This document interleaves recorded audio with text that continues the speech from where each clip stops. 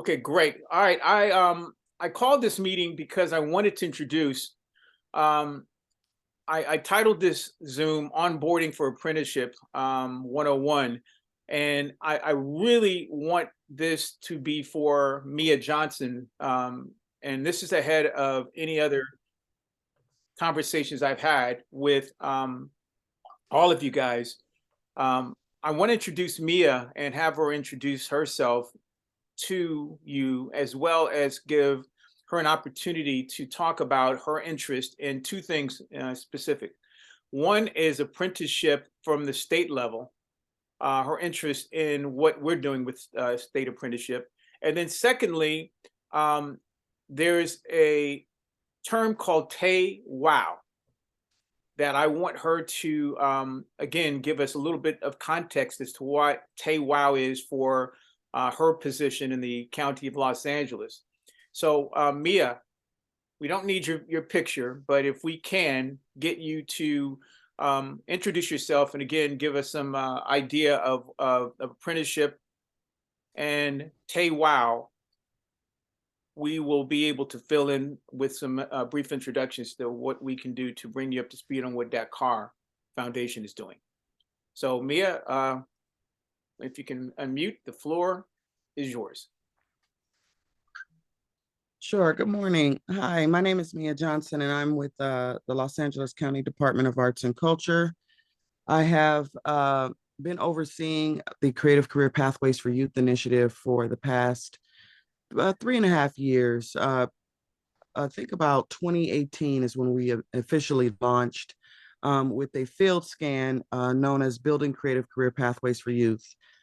We examined the LA County landscape, met with over 60 employers in the arts, media, and entertainment industries.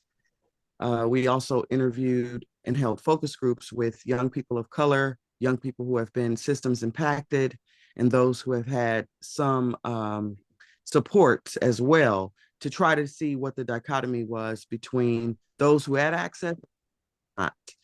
And most recently, address the 23 recommendations that are there are 23 recommendations in the field scan for how Los Angeles County could go about helping to support building pathways into the creative economy.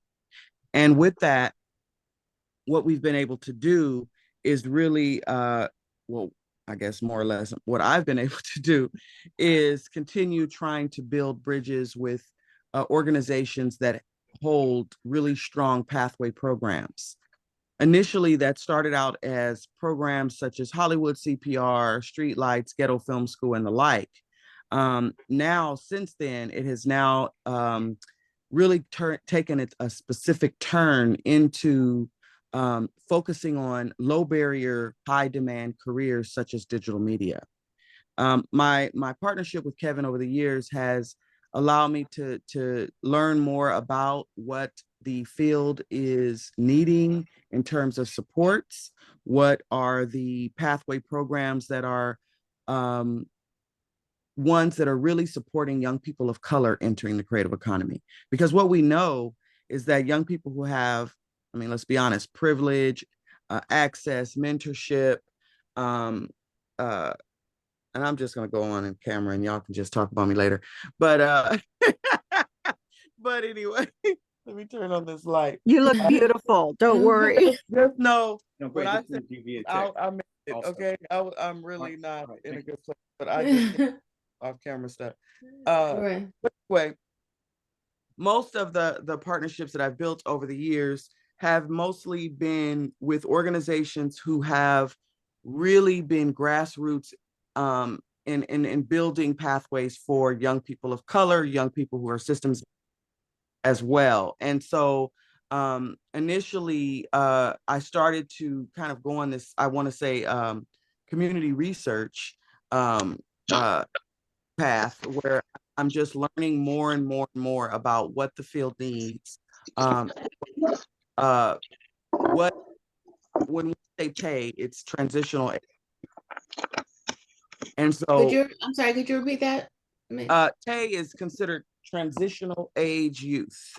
Okay. Got it. Transitional age youth. Okay. Transitional age youth, ages 16 to 24, also includes young people who may not have supports.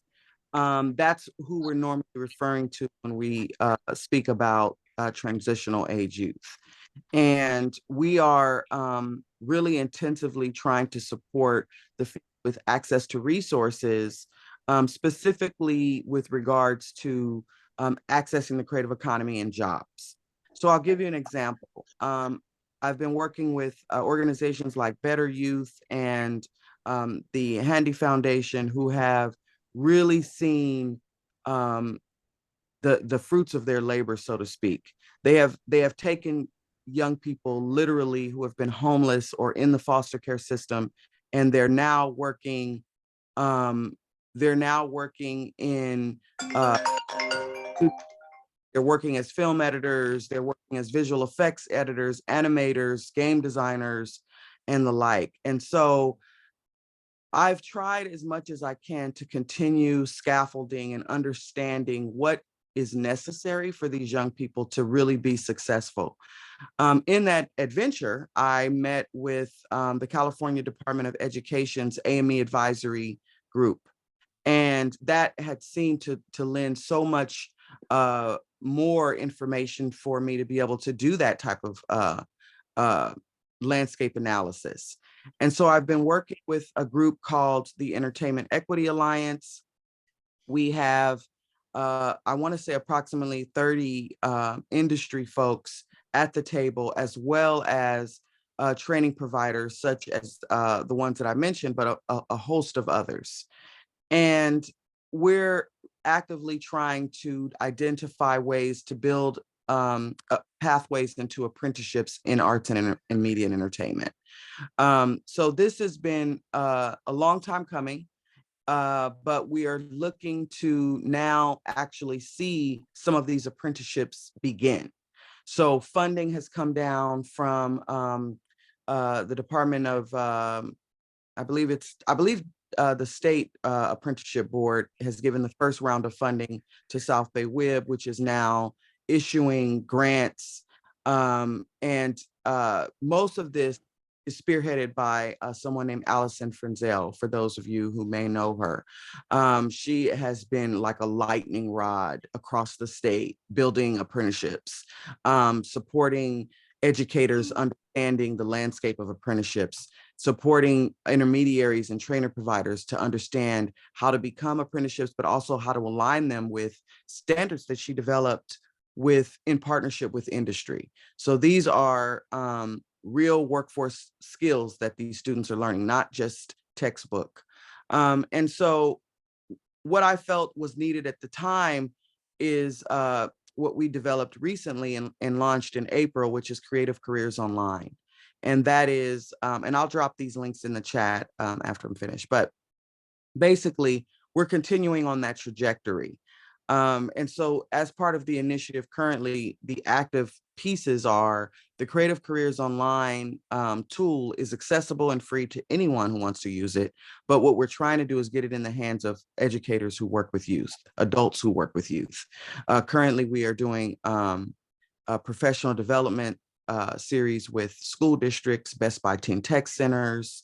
We're also looking to build partnerships with community colleges and just really get them to understand how to use the tool in the setting with young people, either one-on-one or as a group, so that they can help young people discover what these creative careers look like, how much they can earn, and they're actually hearing from, in the videos, diverse professionals talking about their pathway.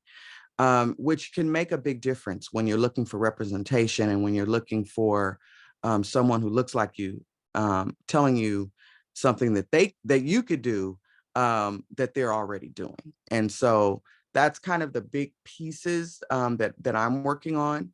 But I'm also partnered with LAEDC, who's also looking to develop apprenticeship pathways into what we're calling digital media careers. It's starting to really look like an economic development strategy for arts, media, and entertainment. Hey, Shoni. I had to wave to my my colleague over there, he was also one of our youth advisory council members at the department, and has come back to consult for us on some things. So we're real proud to have him back.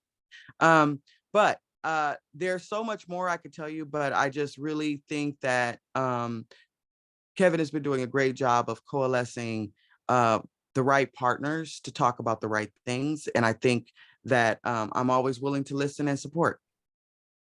Thank you, Mia. And again, I'm going to wrap around the idea of coalescing. I call it the coalition of the willing. A lot of the people that I've been bringing to the coalition of the willing are people who are strange bedfellows to one another. One of them I'm going to introduce to you. He is going to talk very briefly because he's got to leave in probably a couple of minutes. Is retired General Arnold Gordon Bray. And he's very important to the Tay Wow piece for us, Mia. So General Bray, for as long as you can you explain to us your leadership development strategy for Dakar, known as the Man Card? Yeah, what I'll do is I'll go very briefly. First of all, thank you. I'm General retired Gordon Bray, and Kevin's been working for years to provide opportunities to those who are underserved, underrepresented, undervalued, and disenfranchised. I call it U3D, and we know that they're principally Black and brown kids. I got that. But in all of his things that he's trying to do is, first of all, is self-awareness. And so character leadership development is the thing that I focus on in what we call the Venn diagram, because there are multiple things of which media, career development, etc., are part of them. They all coalesce at the very center of that Venn diagram. Is about opportunities. And the fundamental piece of getting a person to believe in themselves is character leader development and being able to understand both their value and worth. As a service member, one of the things I have learned is that we have a place in this country principally because we've invested so much blood into the development so that we can be part of the treasure. So part of that character development is also helping them learn about themselves. And one of the tools that I use is, people always ask me what got me where I'm going. Well, I'm the son of a single parent. That evolved. I always have access to my dad in a different way, but I also had a stepfather that helped me mature. But there are things that I pulled from both my life, other people's life, and I characterize it inside of what's called a man card. And it's those principles that I live by, and I usually tell stories that's associated with it. And sometimes they're mine, sometimes they're other people's stories, but that's part of it. And it helps them get a chance to see themselves. And I also do the historical basis, and I attach it to those things that are rooted within our nation. So again, if you're looking at the holistic idea of how does this attach to media, I help give him some context and content for development and exploration. Wow. And I apologize, but to everybody's information, I'm going to be talking today with another place, and Kevin, I have it. He can shoot it out to you. We're going to talk about December 6th, and that'll give you an idea of what I talk about, how I talk. And Kevin, you can go ahead and shoot that out later on. That said, to all of you, I really apologize, but I've got to break contact, and Godspeed. Thank you very much, General Bray. And I'm going to drop something in the box. This is very tangible to what we use as the anchor for our Venn diagram and our approach to giving people facts about how they can connect in research to belonging to this country, belonging to their community, and more importantly, just belonging in a way where they can back it up with information that they may not receive in any textbooks. And most of it's going to come through our attempt to provide ethnic studies, which is going to be mandated by the state of California for all K through 12 by year 2025. And the state universities and the community colleges are already implementing ethnic studies as a way to, again, mandate that people take an ethnic studies course to matriculate and graduate. But our plan is to develop content as curriculum and lesson plans that will provide some alternative ways for people to understand different tribal ways to look at themselves, their historical contributions, as something that they not only will learn about, but they'll be tested on. And that's very important to our mission, is ethnic studies.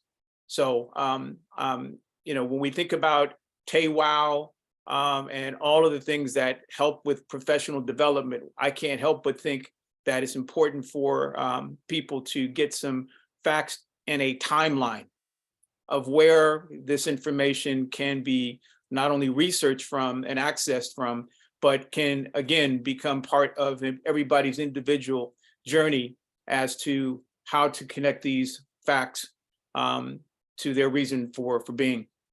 So I wanted to make sure that Mia knew that that's going to be part of our strategy, is content development through ethnic studies for implementation into what we do in our digital media and entertainment apprenticeship program, is that young people will be learning how to create, pieces of the timeline that will allow them to produce and put the content into placeholders for this timeline.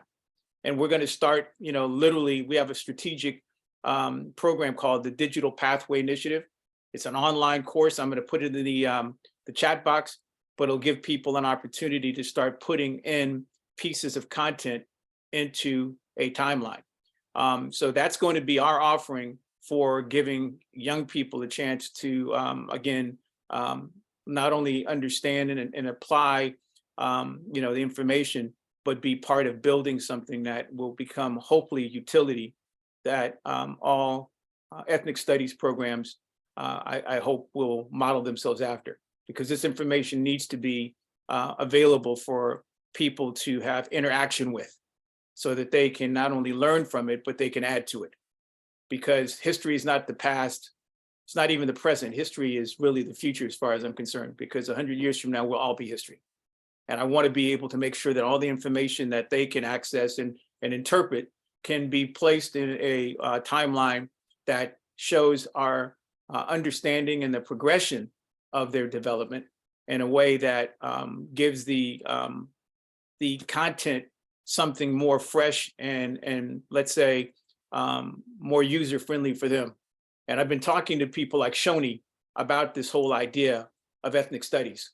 And, Shoni, if you can, when I talk about, interactive timelines and ethnic studies, any perspective that you can give us about how young people can start to contribute to things that they can actually study, learn, and be tested in the K through 16 system. Anything that you can think of that comes to mind, Shoni? There it is. Hello, everyone.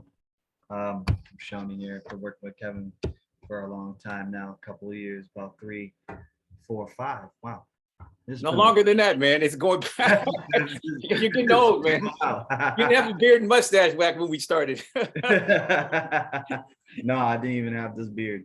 Yeah, no, it's been a hot minute. So I remember the last time when we were talking about ethnic studies and interactive timelines, that we were talking about how to engage the youth in a manner for really being able to explore and understand it in a way that's engaging, would make it interesting.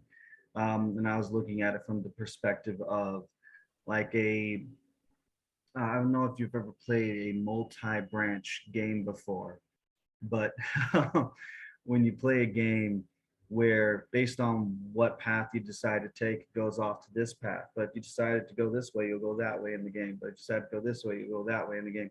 Your choices lead you down the stories. And so the whole idea was to set up the way that you would teach these different, stories of these different people and time and places in history, or is to explore it in a way to where you're choosing which one you're exploring. So it makes you more proactive in deciding what you're learning. But at the same time, it allows you to explore it in a way that follows what you're interested in while you're learning it. And it doesn't have to be like a full immersive video game. It could also just be in a flip book story format. It doesn't have to be anything too crazy or intense. But that was one of the ways that we were thinking about creating engaging in, something that's a bit more interactive when it came to learning and studying these different histories of cultures, that I think just when you just consume it like it's just a normal textbook, it just comes at you like, wow, just a wad of text, and it's not as fun or could be as engaging versus if it was like written in prose, or in not necessarily prose, but in like a story novel type format. So at the same time, it's kind of like literature, and at the same time, it's ethnic studies and history all rolled into a single type of course. That was just off the top of the dome, the thing I can remember, Kevin, about what we spoke about in terms of like it becoming something that is needed for multiple people, and that's going to be mandated for K through 12. I think what would make it also more engaging was the fact that allowing students to then what was the word that we came up with?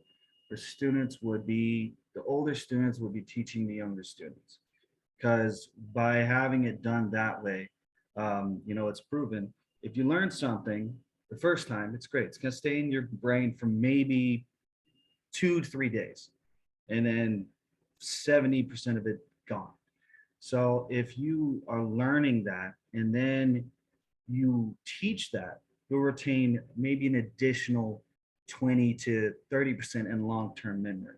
But now if you learn that, you teach that, and then you have to present that, then it causes you to really have to think about how you're going to present and teach it. So you will retain about 70 to 80, possibly 90, depending on how well your presentation was thought out, and it gets ingrained into your long-term memory. And so in terms of allowing students to actually retain that information in an engaging way, is first, learn it. Second, create a presentation about it. Third, teach it. And so by having it done in such a manner, it would allow for it to stick into the brain for a long period of time. I don't want to take up the whole meeting time. No, man. Rambling about different ways. Joni, you've just reconnected me back to the reason why I'm so proud of you, man. This guy is really, really a genius on how to connect and impact people with media. So thank you again, because I've got a whole bunch of content, but I don't have the delivery system for how to impact young people. And that's why I need young people to be part of the team, and how this is going to be, delivered, and at least presented to young people, so that they can start, again, building out, our beta on what this could be. And again, it's all modular based. And I'm a subject matter expert on African-American military history, but it could be anything that we could actually take to deliver and in a way for young students to take it apart. So I wanted to introduce Mia to a couple of other people that she may not have met before. I'm going to start with the federal level. Abigail, are you available to, there you go. Abigail. Hi, Abigail. Hi, I wanted to introduce you to Mia from the Los Angeles County Arts Education Collective. Can you tell Mia a little bit about the federal apprenticeship initiatives, and how, again, just contextually, how I guess, you've been able to help us get to a certified apprenticeship program? Sure. So the Department of Labor registered DECAR as a single occupation program earlier this year, and he currently does have an apprentice registered. Damon, good to see you again. This is a one-year program, competency-based, so it can be completed in as little as 6 months. For every year of apprenticeship, we estimate that's about 2,000 hours of paid employment, with a pay increase somewhere along the way. It's fully transparent in apprenticeship, how much an apprentice will learn, what's expected of them in regards to their work experience, which Kevin did customize. And then as well as a minimum 144 hours of training, which is also customized by Kevin. And then once we registered him, he is, I believe it's still in the process of registering with the DAS. I don't know, has that been? We're at the So- final stages. Final. We got our letter of our LEA from LA Mission Great. College, which was the last piece, the last mile. So Great. waiting for that. So to occur. that'll get posted pretty soon with the DAS staff, Renee here. And that's a 30-day posting. And then he'll be registered on both a federal and a state level, Okay, which thank is you. available only here in California. Right. Thank you very much, Abigail. And I'm going to toss it now to the state. Renee, she's kind of been more of an advisor than a technical person in the application of the state DAS. But she has been on a couple of webinars or web-based introductions of what we were mentioning as ethnic studies and interactive timelines. We did something during Veterans Day as part of our National Apprenticeship Week program. It was a Veterans Day webinar, and she actually participated in it, not as a DAS member, but as a person who is socially connected to veterans through her family.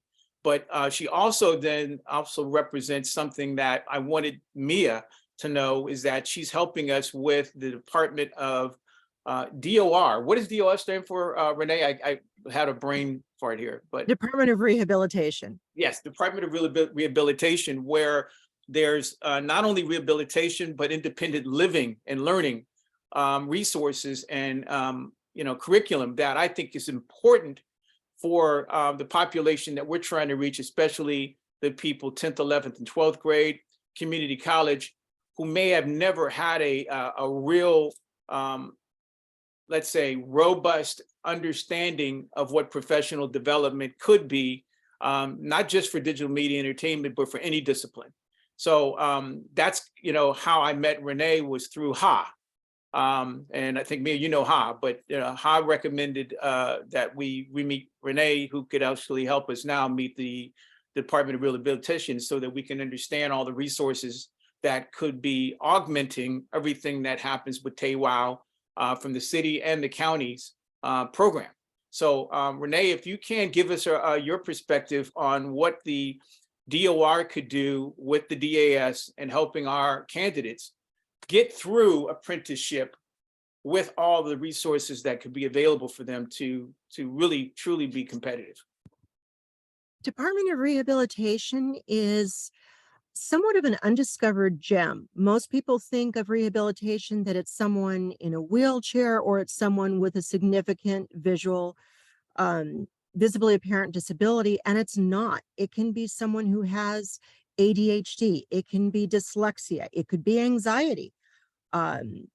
And the application is so broad, but the benefit to that is the resources that they offer. If you need equipment to help you do your job better, also if you need to have training, they are there with you. It's at no cost.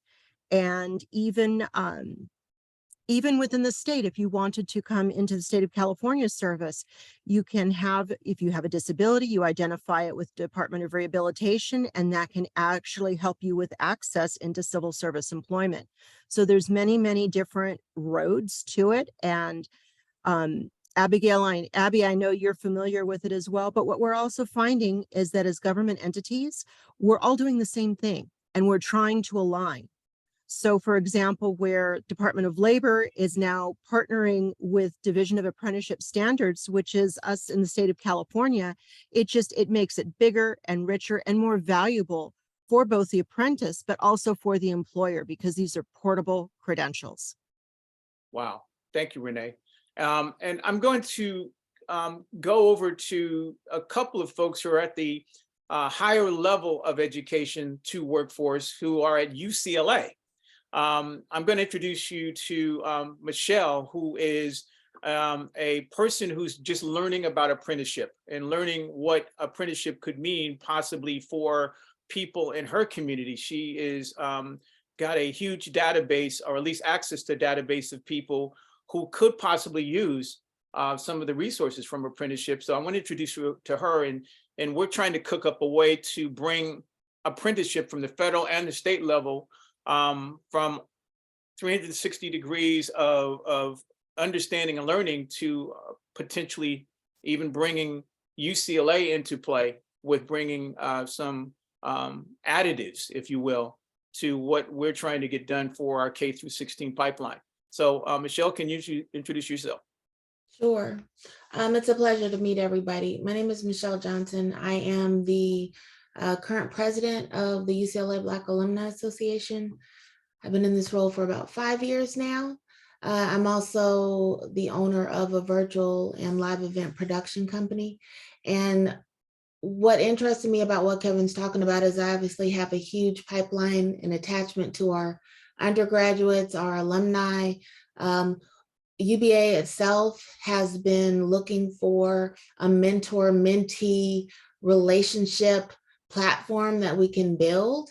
And we are approached often, obviously, about employment, about jobs, about career direction. So I think this could possibly be it. And I'm just really trying to understand how we can plug in those individuals into a program like this. I also, because of my business, I work with higher education around the country, HBCUs included. And I think that I'm not sure if there's an online way to do this, but I think that there's a way for us to bring a relationship with HBCU, African-American and, students of color, as well as just UCLA. I don't want it to seem as though we're just trying to look out for our own students, even though we are, but there's students everywhere. We have connection to community college, to Santa Monica, to students all up and down the state. I'm also part of the Coalition of Black Alumni Presidents for the UC system, and they're looking for ways to provide opportunity to their undergraduates and alumni. So I just want to plug us in, and I need to understand how we do that. Wow. Well, thank you, Michelle. And we're trying to cook up a way for Michelle's her day job, which is doing outreach through virtual and hybrid means to do that. She's a provider of experiential production on how to bring in a virtual audience in a two-way kind of environment where, again, it's very, I'm not going to say it's low cost, but it's not as daunting as a lot of people have made it to do things that will move more information without moving your body. And it's actually more compelling than what we're doing right now, which is the Brady Bunch, Zoom box. So we're trying to figure out some kind of way to create events and activities that will use her platform to reach people so that they can get more facts and more application. And let me just say, Kev, not more facts, more education, but also a sense of community that's missing in much of virtual spaces. We hear from young people about spaces being safe. And so that was one of the things, especially through the pandemic, that we strive to provide, UBAA and my company. And so moving forward, I think that that's a model that if you're going to stay virtual, it cannot be a sterile environment. You've got to create a very authentic space. And so that's what I hope we can also bring in these situations, because you can't just put a job in front of a student and think they're going to go, okay, I'll just jump at it. You really have to win over hearts and minds. They have to understand that you're going to be there. And so developing a relationship is important. And so that's what ultimately I want us to be able to do. Right. And I'm going to introduce Jay and then two of our young apprentices on the line. Jay and Michelle and I, as well as a couple of other people, have been trying to cook up our very first activity that would bring people into a room, a hybrid room, a physical and virtual room, to discuss the way ahead, kind of almost the best practices of taking people in a post-pandemic or still a pandemic world to break down these silos and to introduce new innovative ways to get people into development, into workforce, and into matchmaking algorithms. So Jay, who I believe most people on this call have met, I don't know if Abigail or Renee, have met him, but Jay is somebody that I think has the capabilities of helping us attach apprenticeship to a group of people who may not have ever heard of it in such a way. So Jay, if you can introduce yourself and what your robust platform could do for us. So my name's Jay Tucker. I run the Center for Media, Entertainment, and Sports at UCLA's Business School. I'm also the person who founded Silicon Beach at USC back when I worked there. I'm a big proponent of experiential learning opportunities, right? We do a lot of great work in our classes. In fact, our MBAs can graduate with a specialization in basically entertainment management. But that's not the whole story, especially when we talk about tech and entertainment and the role that relationships and experience play. And so Kevin and I for years have been talking about ways to create more experiences and opportunities to actually make concrete pathways to get young people into roles and get them started in meaningful careers. And so we've managed to use some of my conferences as ways to get students to both participate and to capture the stuff that happens in those events. But we're looking to take that, a few steps further if we can. And obviously Kevin's portfolio of stuff that he's doing is much broader than that. So to the degree that I can support him with our resources or other things, I try to do that as well. Wow. And I just dropped in the chat box. Jay is planning a UCLA Pulse event in 2023 in April.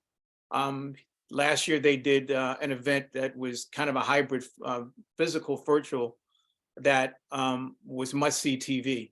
And it's the kind of programming that we believe undergrads, people in community college, some 10th, 11th, and 12th graders need to be exposed to, because it's really providing a way for the gatekeepers that he features, who talk about the inside baseball of sports media and entertainment, to talk to that community of MBAs and people who are influencers that allows other people who are on the outside potentially looking in, to get this inside information, this inside baseball. And it's really where the industries are going, that we want to be able to connect these young people, because by the time they graduate, by the time they mature, they need to connect with where the future is going, because things are changing every day in sports media entertainment. And by the time the curriculum is dry at the community college 4-year level, things have changed dramatically.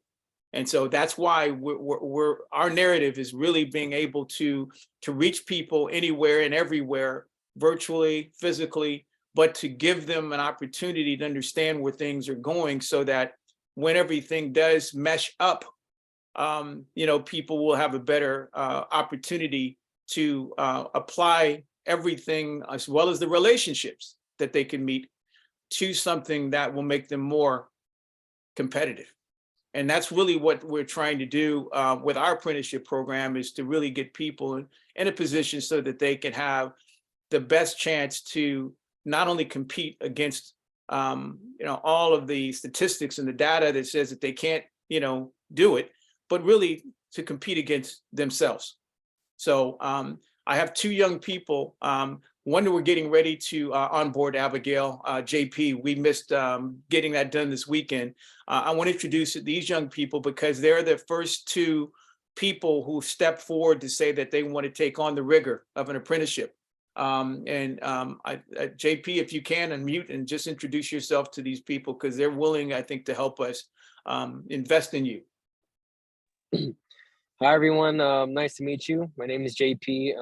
I'm 20 years old, and I'm fortunate enough to have met Kevin and try to get onboarded with the Dakar Foundation.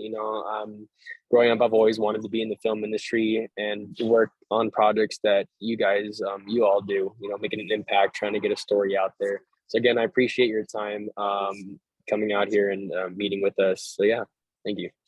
Okay. And then last but not least, the person that has become our alpha case. He's a young man that Mia has met before, and we haven't talked in about a couple of months, but he is getting ready to graduate from Cal State Northridge. And he is probably the most capable person that we can present to someone like the Handy Foundation or some of the other apprenticeship programs who do a really good job of placing. But we want this young man to have exposure to all of the resources that can make him competitive. So he's now with the Brotherhood Crusade, which is one of our vendor partners. He's being funded by the city of Los Angeles in an attempt to make sure he earns money to learn how to get all of these things baked into his pie of things that will allow him to start making better decisions about where he wants to be placed. So we've been working towards getting all these things lined up for him so he can start making some real critical choices on where he goes after graduation at Cal State Northridge. But I think he also needs, the professional development. He's taken TAWOW from Brotherhood Crusade. So Damone, I'm going to ask you if you can describe to the group what TAWOW meant to you when you took your TAWOW courses at Brotherhood Crusade. It was really interesting. And you have to speak up, Damone. We can barely hear you. Speak up, sir. It was interesting. It's mostly, I guess, about teaching workers in the program to how to keep jobs and how to get better selling skills to employers to how to make relocations. Can anyone hear Damone? I can barely hear you, Damone. Okay. See if we can get you off the earbuds and into your mic and your laptop.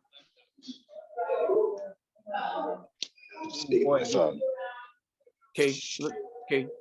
Speak up. Let me see if we can hear you now.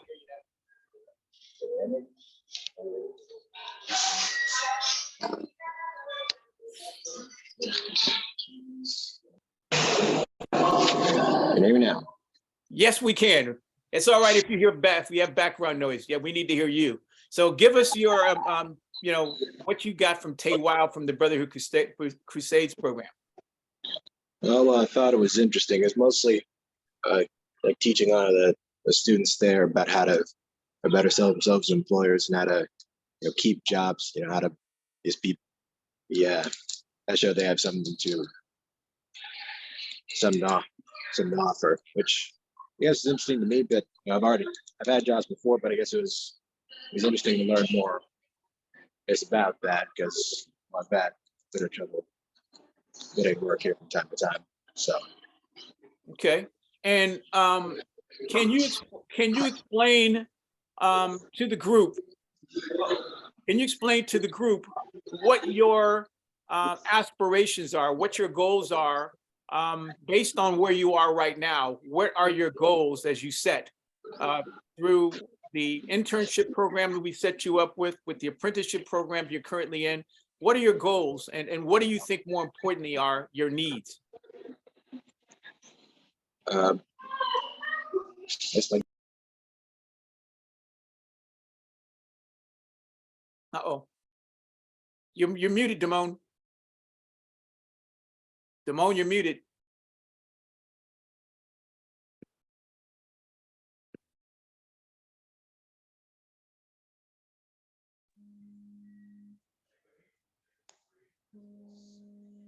Can anybody else not hear Damone? I don't hear him. a lot of noise. Can't hear him, no. Okay, Damone, we didn't hear anything you said. Can you repeat that? So I said, give us your goals and more importantly, some of the needs that you think that you still have in getting to that last mile. Well, I guess one of my goals right now is finishing up this semester, which I guess this internship's helping me because it's required course, and there's another goal is actually having a job. Okay, so a job is important to you right now. Is that more okay? Job, yeah.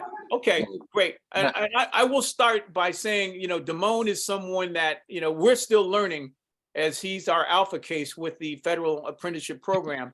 And one of the things we've learned on a one-on-one basis with Damone, as a young man who's 22, is that he's tremendously interested in his financial part of our program. He's really interested in financial literacy and financial management. And those are the things that I want to pinpoint, but we also realize he needs and wants some other things. But that's what I've been able to get from him, is that he wants to learn more about money, what money is to him. And I don't know how many of the young people out there have really broached that subject as to what money is to them or what economics are to them. And so one of the things that we want to desperately do is to try and bring in more mentors and more support in helping people understand how to get to financial goals, not to independency, but to get to places where they're not right now. Some are living at their parents' homes, some are even homeless, and they don't know what it is that they can do to start climbing the ladder to get to a place where they have some parity and equity into the communities, either professionally or elsewise. So I think that's one of the biggest needs that we see, is that young people still have not really grasped the understanding of how to get to some place, some safe place. Hell, I'm an old person. I'm still trying to get there. So I know that they must have some real interest in strategies on how to get more stability in where things are, not only for themselves, but just for, for their peers. So I just wanted to say that that's something that we're still looking at in terms of TAWOW and Department of Rehabilitation, is how do we talk to people about gaining more insight as to how they can get to, I guess, profitability, how to get to the other side. So, Mia, do you have any idea of what those things could be in your aspirations to get more TAWOW implemented into the county's program?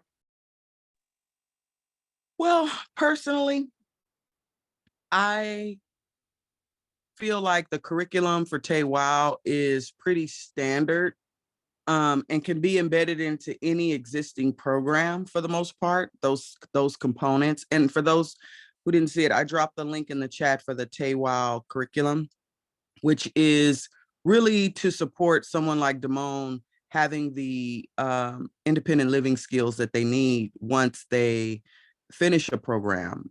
For example, being able to write a resume, conduct an interview, doing all of those things. But actually, I think with Damone's case, I think that what I've experienced for the last few times that we've met with him is that the skill sets and the technical skills are there. And he has been able to navigate this world pretty well on his own. But what we could use are more mentors that are specifically able to help him navigate the career path that he should want to pursue. So for example, if you're, Damone, interested in continuing your digital media trajectory, being able to identify what careers within digital media you actually are suited for. And with that, having a portfolio developed that you can share with these partners. And if that is already, in the works, then, you can continue to meet with folks that are working within these realms that have the support or that have time to support you in helping and guiding maybe what your next venture could be. One of the reasons why we created Creative Careers Online was to do just that. Every career profile, or at least the majority of our career profiles, some are still being developed, have information on the trajectory that you can take once you finish the 5-minute quiz. So I encourage you, Damone, to take the 5-minute quiz on Creative Careers Online. It will help you to expand your horizon for what types of careers you could actually be suited for based on your personality type. And then you add on to that all the skills that you've developed while working with Kevin and also working within CSUN, which is my alma mater, by the way. But anyway, but you can use those career profiles to help you kind of figure out which trajectory you may want to go into. Thirdly, I think I do have some contacts for Damone that I will put together, in particular with the Handy Foundation, with Better Youth. Those are two organizations that are actually doing that next level that you were talking about, Kevin. They're taking young people from these programs and placing them directly into creative careers. And that includes digital media as well as entertainment. And so I would like to introduce them, introduce him to those folks to see what avenues are there for his next level. I could actually see Damone serving in a role to help support some of their teaching as well, not just a participant. I actually think he would be a great teacher. I'm also thinking about Shoni and what great assets he brings in terms of this specialized skill set of digital media, visual effects, video game editing, all of those things that he does. I think all of you are on the right path. And I just want to say something before we wrap today. And that is, Kevin has been doing the work before he became an apprenticeship. Kevin has been doing, since I met him, supporting and cultivating Shoni since I met him. There was no program that existed around, in terms of the federal piece, but the life skills, the development and support that I've seen you give is exactly what most apprenticeships want to do, but not necessarily are doing it. Just in terms of your understanding of what their needs are and how to support them in mentorship.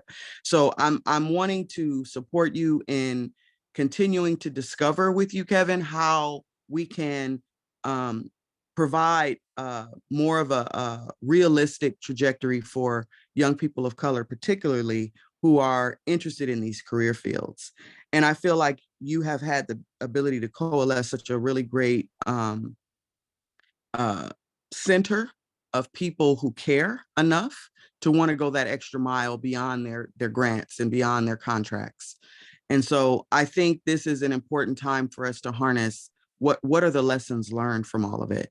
And I think it would be helpful to learn from Shoni, from Damone, from Kevin, from Jay, like what are all the lessons learned over the last few years that have got us to this point, and what are the needs that are still there?